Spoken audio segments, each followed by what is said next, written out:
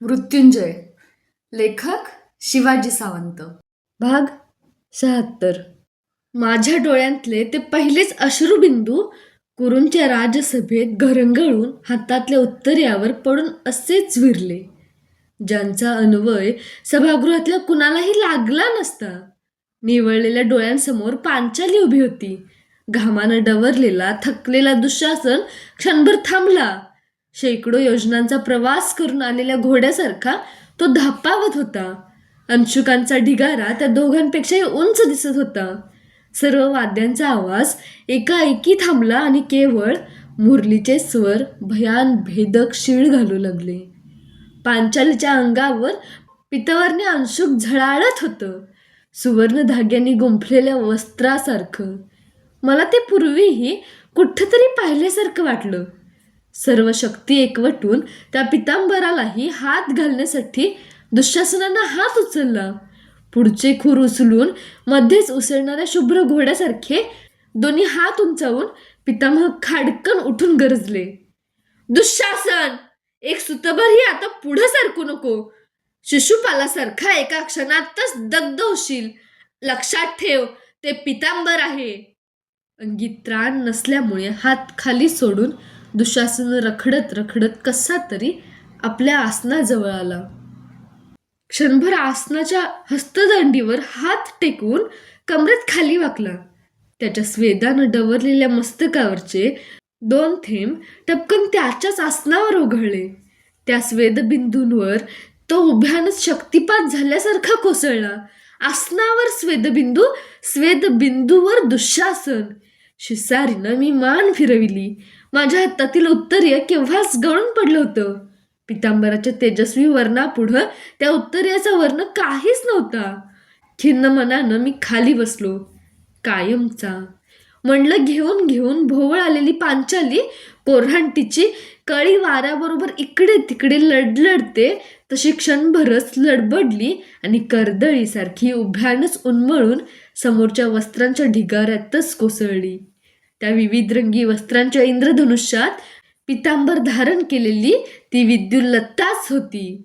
तिच्या अनावृत्त चरणांवरची धूल मस्तकी धरण्यासाठी सभासदांतील काही जण पुढे झेपावले, पण तितक्यात सर्व शांत झालं आहे याचा वेध घेऊन पर्वत शिखर सोडून खाली उतरणाऱ्या गरुडासारखे पितामह पायदंड्या उतरून खाली तिच्याकडेच येताना पाहून सर्वजण जागच्या जागीच थबकले.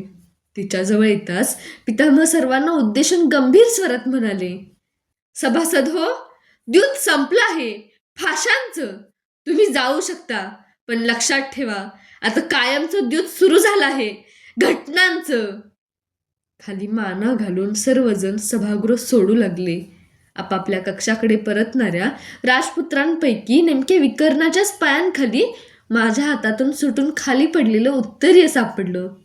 पितांबर पांचालीच्या अंगावर, माझं उत्तरीय मात्र विकर्णाच्या पायांखाली. माझं मन विषण्ण झालं. माझं उत्तरीय तुडवीत जाऊन विकर्णानं पितांबरांची सुद्धा पर्वा न करता पुढं होत ढिगाऱ्यात अविचल पडलेल्या मूर्छित पांचालीची चरणधुली मस्तकी धारण केली. केवळ एकट्या विकर्णानं. सर्व सभासद सभागृहाबाहेर निघून जाताच पितामहांनी कमरेचं खडक म्यानाबाहेर काढलं. पाषाणाच्या निश्चल मूर्तीसारखा आसनावर बसून मी ढगाळलेल्या आकाशाची संदिग्ध सकाळ घेऊन आलेल्या दिवसाचा अर्थ लावित होतो. सगळा दिवस म्हणजे आश्चर्य, संभ्रम, रहस्य, अवास्तवता, अधपतन, मूढता, क्रौर्य आणि अविवेक यांशिवाय दुसरं काय होतं? पण पितामहांच्या हातात धारदार खडक पाहून मात्र विस्मयाच्या आणखी एका प्रचंड धक्क्यानं माझं मन क्षणभर थरारलं. काय असावं त्यांच्या मनात?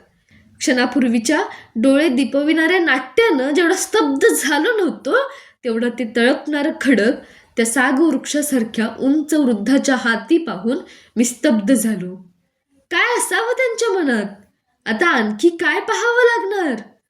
उजवा पाय मुडपून वीरासनाच्या पावित्र्यात ते वस्त्रांच्या ढिगाऱ्याजवळ खाली बसले. पाठीवर हळुवारपणे हात ठेवून, पांचाली असं म्हणून गदगद हलवीत त्यांनी तिला हाक मारली. अंशुकांचा ढिगारा हल्ला, पण ती तशीच निचेष्ट पडली होती. पितामहांनी पितांबराचा शेव उचलला आणि हातातल्या खडगानं त्याला जोडून असलेलं आकाशवर्णी अंशुक सरकन कापलं. ज्या पितांबराला हातही लावू नको असं म्हणून दुःशासनाला त्यांनी निर्वाणीचं निक्षून सांगितलं होतं, तेच पितांबर त्यांनी मात्र सहजपणे हाती घेऊन खडगानं अलग केलं. कसं शक्य झालं त्यांना ते? त्यांनी उठून संकेत करताच दासीनी पुढं होऊन तिचा मूर्छित देह उचलला.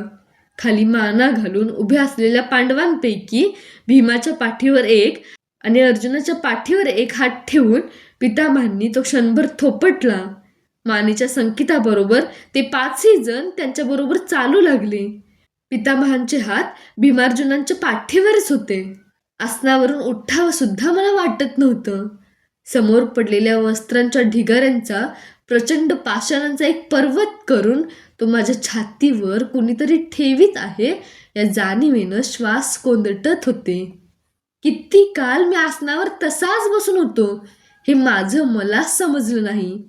संध्याकाळच्या भेसूर धुसर छटात भव्य सभागृहातील रिक्त आसनं भयानक दिसू लागताच मी खडबडून उठलो. नेहमीच्या नियमितपणानं सभागृह समयाने उजळून टाकायचं सेवकांना भान राहिलं नव्हतं. पण त्या मिनमिनणाऱ्या समयांनी माझ्या भोवतीचा अंधकार तरी आता कितीसा उजळणार होता. काही काळ आलेल्या निद्रेतून मी जणू जागा होत होतो. विषण्णपणे उठून मंद मंद पावलं टाकीत सभागृहाबाहेर चाललो. अंशुकांच्या ढिगाऱ्यातील विविध रंगी वस्त्र धुसर संध्याप्रकाशात पाहताना मलाही माझं जीवन त्या वस्त्रांच्या ढिगाऱ्यासारखं वाटलं. विविध रंगांच्या घटनांनी भरलेलं. खरोखरच त्या वस्त्रांच्या ढिगाऱ्यासारखं. पण पितांबरासारखं झळाळणारं तेजस्वी असं एकही वस्त्र नेमकं त्यात नव्हतं. सभागृहाच्या महाद्वारात जाताच आपल्या निर्मितीपासून आजपर्यंत वैभवाचे तेजस्वी अभिमानास्पद गौरवाचे अनेक प्रसंग पाहणाऱ्या त्या वास्तूवर आजच्या घटनांच्या स्मृतींचे ठसे कसे काय उमटले असतील म्हणून मी मागं वळून पाहिलं. सुवर्णाचं पुरुषभर उंचीचं सिंहासन प्रकाश नसल्यामुळे झळाळत नव्हतं. सगळी मोकळी आसनं नदीकिनारी अस्ताव्यस्त पडलेल्या काळ्या पाषाणासारखी कळाहीन वाटत होती. केवळ एका दूरवरच्या आसनावर हस्तदंडीवर मान टेकून माझ्या मागंही कोणीतरी त्राण नसल्यासारखं सभागृहात बसून होतं. आसनाच्या क्रमांकावरून तो दुःशासनच होता हे निश्चित. नाहीतरी दुसरं कोण रेंगाळणार होतं इतका काल?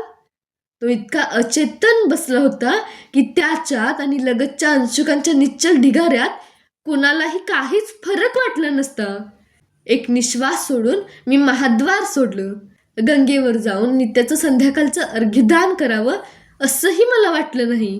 आकाशाची सगळी पश्चिम दिशाच काळ्याकुट्ट ढगांनी झाकाळली होती. अवजड साखळदंड बांधल्यासारखे जड पदक्षेप उचलीत कक्षाकडे जाणाऱ्या सोपानाच्या पायदंड्या चढून कक्षाच्या द्वारात आलो. विष्णुमूर्तीच्या गाभाऱ्यासमोर ओनवी वाकून मेघमाला हातातील इंगुदीच्या चंचुपात्रातील इंगुदी समईत ओतत होती. समई भरताच पलित्यानं तिनं तिची वात सरशीनं पुढं ओढून प्रज्वलित केली. तिचं केतकीवर्णी मुखमंडल समईच्या प्रकाश किरणांनी उजळून गेलं. तिला पाहताच मात्र मला सकाळी तिच्या हातातून अनावधानानं पडलेल्या रांगोळीच्या पात्राचं स्मरण झालं. झपाझप पावलं उचलीत तडक गाभाऱ्यासमोर गेलो. मला पाहताच मेघमाला सावरून दूर झाली. गाभाऱ्यासमोरची दगडी समई उचलून खालच्या संगघडीवर ज्या ठिकाणी सकाळी रांगोळी सांडली होती ते ठिकाण मी पाहिलं. तिथली धवलवर्णी रांगोळी उडून गेली होती. पीतवर्णी हळद उडून गेली होती. उरल्या होत्या केवळ रक्तवर्णी कुंकुमाच्या भडक छटा इतस्ततः विखुरलेल्या. खिन्नपणे हसत मी त्या विखुरलेल्या कुंकुमाला बोटांनी स्पर्श केला. कसा तरीच वाटला तो मला. उठून समई मेघमालेच्या हाती देत तसाच शयनगाराकडे चाललो. कुठून तरी शोन मला सामोर आला. त्याला पाहताच त्याला कडकडून मिठी मारून लहानपणीच्या वसूसारखं मी कोण आहे शोना असं विचारावंसं मला वाटलं. पण सकाळी गंगा किनारी त्याचा आग्रही हात मी किती निर्दयपणानं झिडकारला होता. त्याच्याशी काहीच न बोलता शयनगाराकडे वळलो. पण तोच पुढं होऊन म्हणाला, दादा थांब. कितीही झालं तरी तो माझा सख्खा भ्राता होता. ज्येष्ठ असूनही मला त्याच्या उपदेशाचे सर्व घोट आता निमूट ऐकावे लागणार होते. मी थांबलो. दादा, तुला सर्वांनी आज सकाळी गंगाकिनारी पात्रात उभं राहून अर्घ्यदान करण्याचा आग्रह का केला हे अजूनही कळालेलं नाही? शोना, आता ते कळूनही त्याचा काहीच उपयोग नाही. पण ज्यांच्यासाठी तू जीवनाचे सर्व आदर्श पणाला लावलेस त्यांच्या तुझ्याबद्दलच्या कल्पना तरी तुला कळायला पाहिजेत. का पाठविलं होतं सर्वांनी आज सकाळी आग्रहानं मला गंगाकिनारी? काय माहिती आहे तुला? आजच्या द्यूताच्या फाशाच्या कवड्या भीमवधित जरासंधाच्या हाडांच्या होत्या, ज्याला तू 2दा जीवनदान दिलं होतंस. काय काय म्हणतोस काय शोना? जरासंधाची हाडं आणण्यासाठीच दुःशासन मगधांच्या राजगृहाला गेला होता काय? मी त्याचे खांदे पकडून त्याला गदागदा हलविलं. होय, तुझ्या शब्दाघाताबरोबर कवड्या थरथरतात हे अचूकपणे हेरून सर्वांनी तुला द्यूत होईपर्यंत पद्धतशीररित्या सभागृहाबाहेर ठेवला होता. आज कवड्या तुला आणि भीमालाच काय ते थरथरत होत्या. तुला कसं समजलं ते? सत्यसेनाकडून. दुर्योधन तुला गंगेवर अडखळत ठेवणार हे सत्यसेनाला पूर्वीच माहीत होतं. गंगा किनारी तो तुला सभागृहात सत्वर पाठविण्यासाठी काहीतरी बोलणारही होता, पण तुझी कुंडलं निष्प्रभ झालेली पाहून तू सभागृहात जाऊ नये असंच त्याला वाटलं, म्हणून तो अडखळला. महाद्वारात दुःशासनानं तुला प्रतिरोध केला, तोही तो आत असलास तर फासा आपल्यासारखा पडणार नाही म्हणूनच. आजचा सगळा दिवसच आश्चर्याचं कोट जाळं विणणारा होता. शोना, जा तू. पण लक्षात ठेव शोना, सकाळी मी तुला झिडकारलं म्हणून अपसमजानं तूही मला झिडकारू नकोस. सगळं जग उलटं उभं ठाकलं तरी चालेल, पण बंधो, आपण दोघं एकाच मातीच्या रक्ता माणसांचे पिंड आहोत हे विसरू नकोस. दादा, तुझ्या चरणांवर मरण आलं तरीही मी ते गंगेकाठच्या शिंपल्यासारखं ओंजळीत घेऊन उराशी कवटाळीन. पुढं होऊन त्यानं माझ्या चरणांना हस्तस्पर्श केला. गाभाऱ्याजवळ अवगुंठून उभ्या असलेल्या मेघमालेकडे बोट उंचावून मी त्याला सांगितलं, जा शोना, तिला सांग की रांगोळी पुसटली गेली आहे. पुसटण्यासाठीच असते ती. तो मंदपणे निघून गेला. शयनागाराच्या प्रवेशद्वारातून मंचावर बसलेली वृषाली पाहताच मात्र मला कधी नव्हे ती स्वतःचीच लाज वाटली. सभागृहातल्या अप्रिय प्रकाराची आठवण देऊन ती आता मला प्रश्नांच्या माऱ्यानं घायाळ करणार होती. काय उत्तर देणार होतो मी तिला? काय वाटलं असेल आपल्या पतीविषयी तिला आज? आत प्रवेशून तिला पाहिलंच नाही असं भासवून मी गवाक्षातून बाहेरच्या अंधकारात न दिसणारं गंगेचं पात्र पाहू लागलो. नित्यासारखी मागून येत पाठीशी उभी राहत ती आश्चर्यानं म्हणाली, आपलं उत्तरीय कुठं आहे आज? की कुणाला देऊन टाकलं? देणार होतो पण देता आलं नाही. पण साध्या उत्तरासाठी तो आपल्या पतीला ते कुठं आहे म्हणून प्रश्न विचारते आहेस आज? साधं? अहो, आपल्या अनेक स्मृती जपणारं गंगेकाठी मी वेंधळेपणानं आणलेलं ते तुमचं आणि माझंही अत्यंत प्रिय असं उत्तरे होतं. कुठं गेलं ते? ते गेलं, कायमचं गेलं. त्या वस्त्रापेक्षा अनेक मौल्यवान वस्त्र जगात असतात हे मला पटवून देऊन ते आज कायमचं गेलं आहे. जाय ना गेलं तर. पती हेच स्त्रीचं मोठं वस्त्र असतं. माझ्या पाठीवर गाल टेकवीत ती नित्याच्या प्रेमादरानं म्हणाली. सभागृहातील एकही घटना तिला समजली नव्हती तर मी सुटकेचा निश्वास सोडला. आपलं उत्तरे गेलं ही आश्चर्यकारक वार्ता तुम्ही मला सांगितलीत. मी त्याहीपेक्षा आश्चर्यकारक वार्ता सांगून तुम्हाला आज चकित करणार आहे. ती बोलत होती आणि माझ्यासमोर तर एकसारखं सभागृह फिरत होतं. निळे, पिवळे, हिरवे आणि तांबडे रंग होते. कोणती? तिच्यापासून दूर होत दुसऱ्या एका गवाक्षाच्या कवाडात उभा राहत मी विचारलं.